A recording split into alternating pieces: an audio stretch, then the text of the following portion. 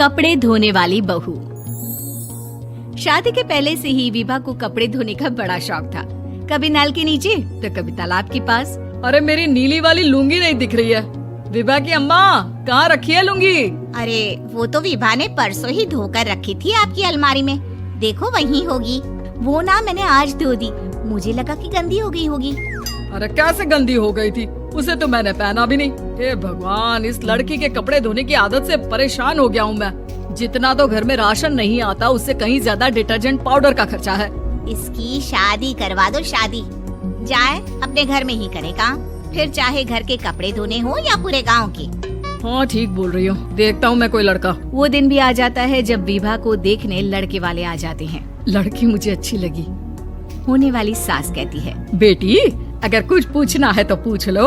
वैसे तो हमारी लड़की बहुत ही शर्मीली है, जो बोल दो वो मान लेती है, इसे क्या पूछना होगा। अरे कैसी बात कर रही हो माँ, मुझे इन लोगों के घर रहना है, सवाल तो कई है।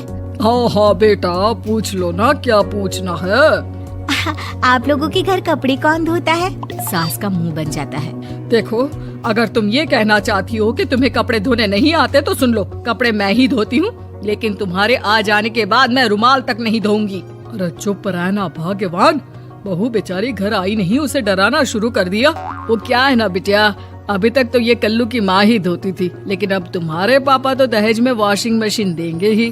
तभी विभा की माँ बोल पड़ती है, सवाल भी पूछा तो क्या। वैसे भाई साहब, मशीन की तो फिर भी कपड़े धोने की कैपेसिटी होती है, मतलब जो बिटिया दे रहे हैं ना विभा, इसे कपड़े धोने का बहुत शौक है। ये आप लोगों के क्या आस पड़ोस गांव मोहल्ले सबके कपड़े धो दे और उफ तक ना करे।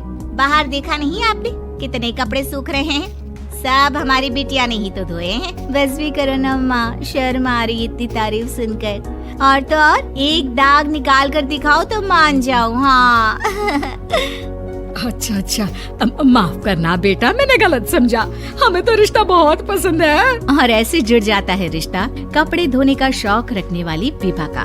उसकी शादी हो जाती है कोयला फैक्ट्री में काम करने वाले कल्लू के साथ। शादी के बाद अचानक विभा चिल्लाती हुई सास के पास आती है, सासू माँ, अरे सासू माँ कहाँ है आप? ये तो धोखा है, धोखा दिया आप लोगों ने मुझे।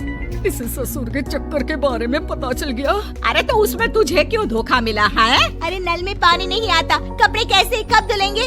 अच्छा तू पानी नहीं आ रहा उसकी बात कर रही है? तो आपने क्या सोचा? कुछ नहीं। अच्छा तेरी माँ ने कहा था कि कपड़े धोने का शौक है तुझे, याद आया मुझे। शौक बोलकर कपड़े धोने वाले मेरे जुनून को कम ना आके सासू माँ, कपड़ा धोना मेरा गुरूर है।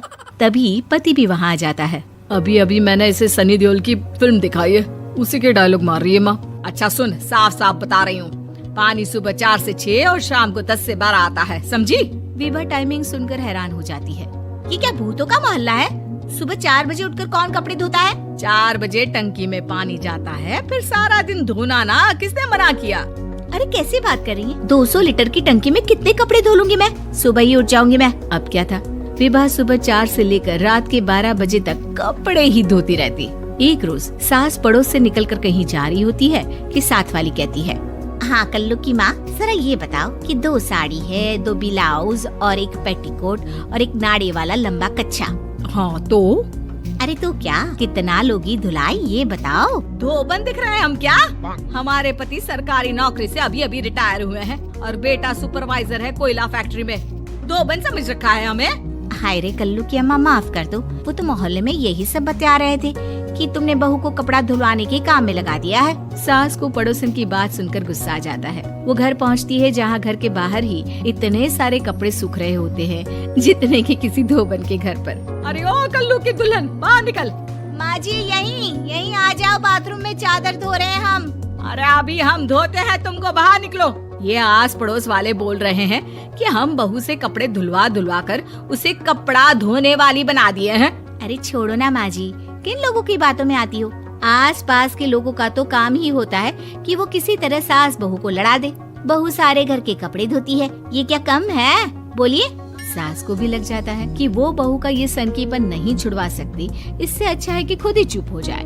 एक रोज सास और बहू मंदिर जाते हैं, जहाँ सास की साड़ी वहाँ खड़ी भीख मांगने वाली से मिलती है। माँ जी क्या बात है, आपकी साड़ी उस भिखारन से कितनी मिल रही है ना? हाँ हाँ देखो तो दोनों की साड़ी मिल रही है। क्या बात है कल्लू की अम्मा, तुम खुद को तो अफसर की बीवी बताती हो और ऐसी सिंपल सी प्लेन साड़ी पहनकर घूमती हो। सिंपल और प्लेन नहीं है ये साड़ी। तो क्या सोने के धागे से फूल बने हैं? कुछ भी सासू माँ, कुछ भी। हाँ बने थे इस साड़ी में सोने के धागे से फूल। मेरे पति लेकर आए थे मद्रास से स्पेशली मेरे लिए 10,000 की। ताहे भाई साहब इस भिखारन के लिए भी सेम टू सेम साड़ी लेकर आए होंगे 10,000 की। सास उस वक्त कुछ नहीं कहती, लेकिन बहू के साथ घर आती है और अलमारी से एल्बम निकाल कर लाती है। ये साड़ी देख रही है, ये वही साड़ी है जिसे मैंने अभी पहना था। इस साड़ी में ये जो चमकदार फूल दिख रहे हैं ना, ये सोने के धागों से काटे गए हैं। लेकिन तू लोकल वॉशिंग मशीन ब्रश से घिस घिस कर सारे फूलों को निकाल कर साड़ी प्लेन कर दी। मुझे माफ कर दीजिए सासू माँ। और तो और, जब मैंने तुझे तेरी गलती के लिए कुछ नहीं कहा, लेकिन तूने तो सबके सामने मेरा मजाक ही बना दिया। क्यों? बहू को समझ में आ जाता है कि अब से उसका कपड़े धोना बंद।